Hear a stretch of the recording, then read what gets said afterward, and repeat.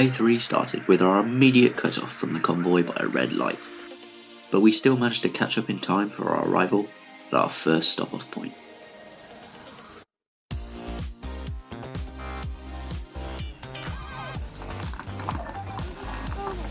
Oh, what's he doing? We made the long climb up to the destination.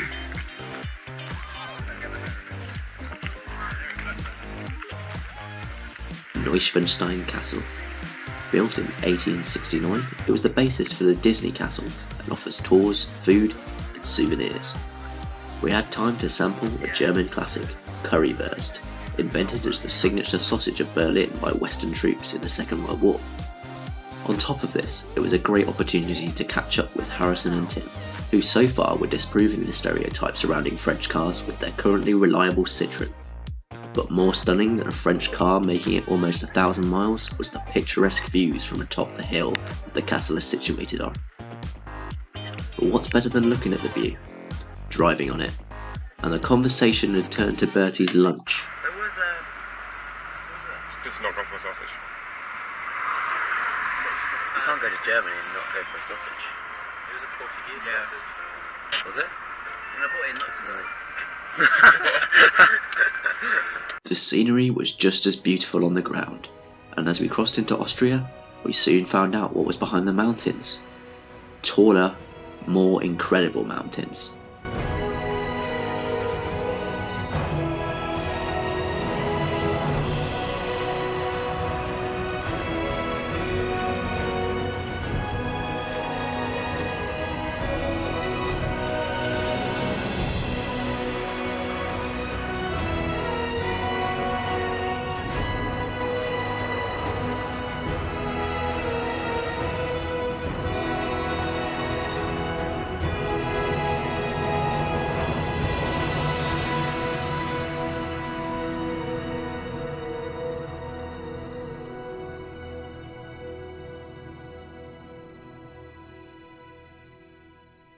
But it can't all go well. Hey, are they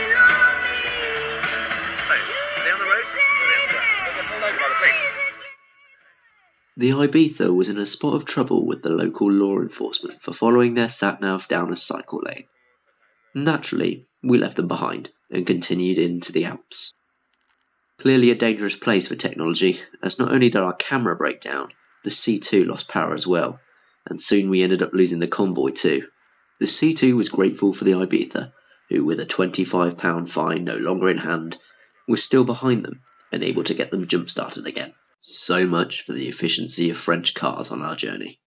Back with the Jazz, we were approaching the Swiss border. Have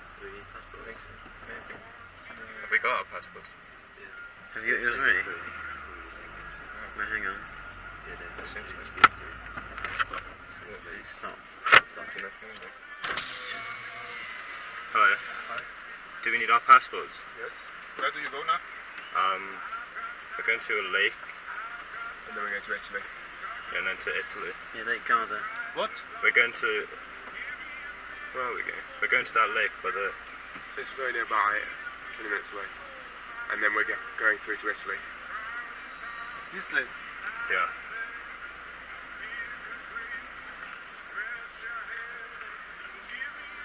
Are our passports in the boot?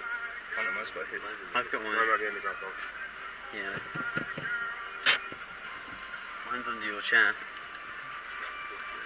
Can you go now to Italy, here? That's okay. Yeah. I think we too much out. Thank you. Use our... Oh no, this got too much out in that. Oh, this Yeah, here. And over the bridge.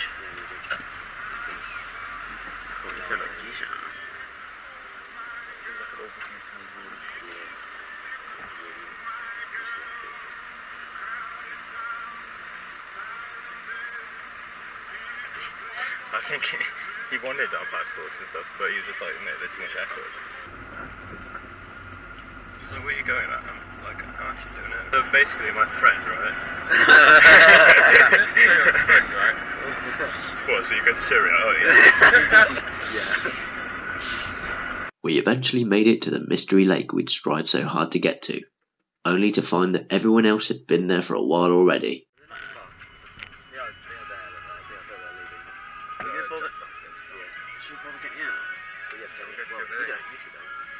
Let's see what's going on. And what was going on was Regensee, an artificial lake incorporating a partially submerged 14th century church steeple. It's the largest lake above 1,000 metres in the Alps. The dam finished construction in 1950 and the steeple itself can be reached when the lake freezes over in winter. This was not one of those days, but we did plan to make our way to the coldest part of the trip next. Clearly the border guard had radioed ahead, as the crossing into the next country was simple. Italy, home of the Alfa Romeo and the Ferrari. Which would make one member of the Citroen Zara Larsen team very happy. It was finally time to drive up the Stelvio Pass.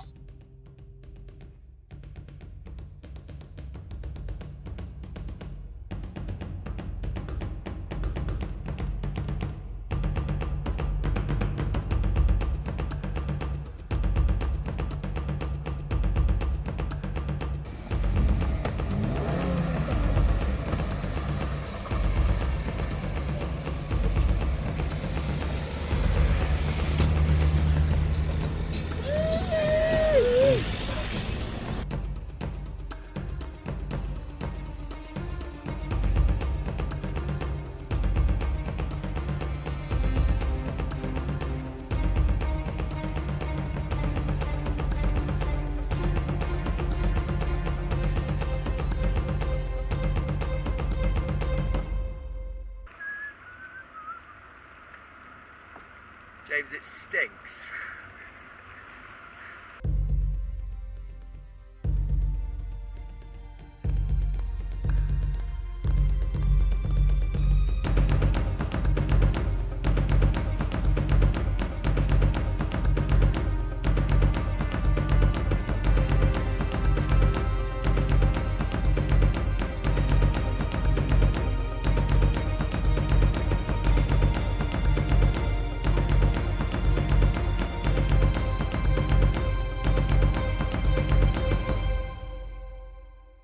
After the inconceivable trial we had just conquered, there was no way that our accommodation for the night would ever live up to the monumental excitement of the pass. It turned out we were even more right than anyone could have imagined.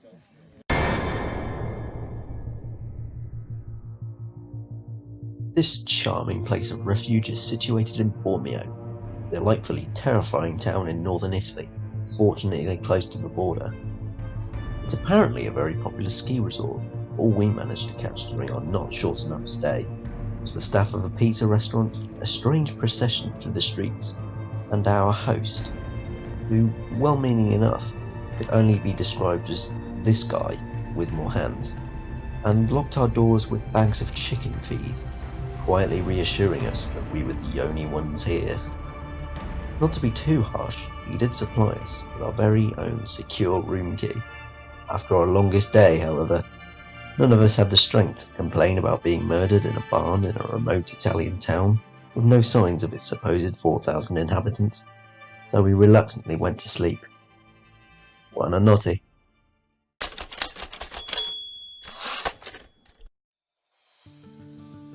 Waking up in an idyllic paradise, surrounded by lush petals and fantastic hospitality, was Team Citroen Zawaradai, having arrived late the previous night after returning to assist the C2. We decided our fate in Bormio was a coincidence and not a result of fast-acting karma for our abandonment, and set out before we became found footage. As a wise and grand old Duke of York once said, when you journey to the top of a hill, you must journey back down again. This time, we would be venturing down the pass's east route towards our next checkpoint in Lake Garda. As a steeper path than that of the previous day, it was even more scenic.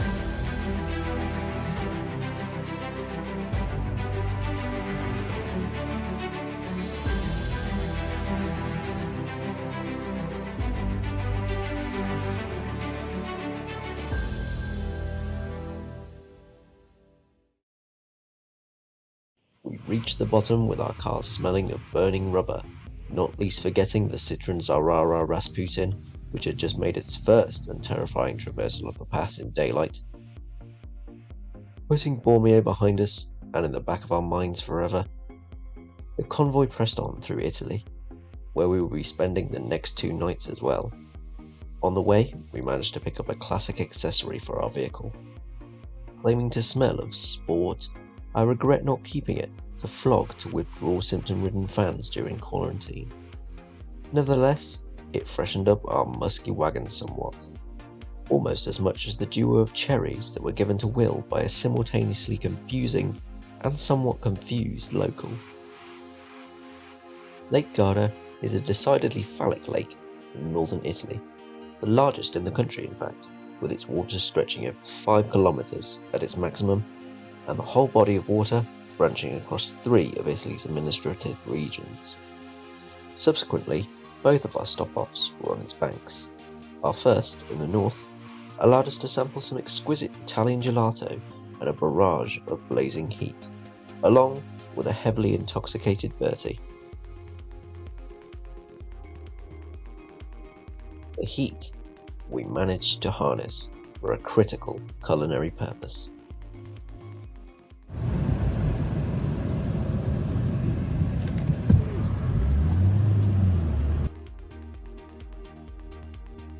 Our voyage from Bormio had been the shortest of the trip yet. Fortunately, we've been able to secure more comfortable accommodation for our night at the south of Lake Garda, where we were able to relax. Buonanotte.